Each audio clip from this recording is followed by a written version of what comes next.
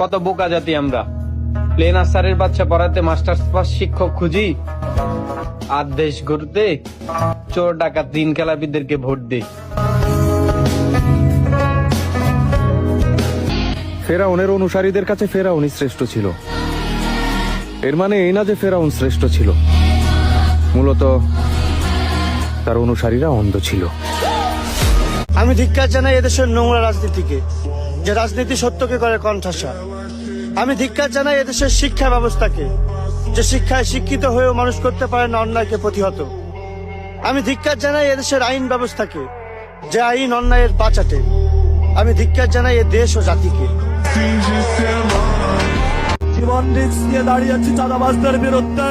শুনেছি আব্দুল মান্নান ভাই বলেছেন এখানেও নাকি চাঁদাবাজি হয়, এখানেও নাকি জমিদার আছে।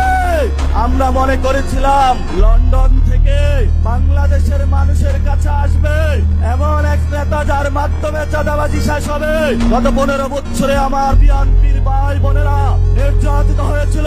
এই দুপখোলা মাঠে শেখ হাসিনাকে ফালানোর জন্য তারা একত্রিত হয়েছিল, কিন্তু সিনিয়র নেতৃবৃন্দের নেগোসিয়েশনের কারণে সেটা আর করতে তারা পারে নাই। তাদের নেতারা গুলশানে গিয়া বিভিন্ন জনের সাথে রফা করেছিল। আমরা ইতিহাস স্মরণ রাখবো। বিএনপির যারা নির্যাতিত ভাই এবং বোনেরা আছেন, ভয় নাই, তোমাদের আশ্রয়ের জন্য আমরা আছি।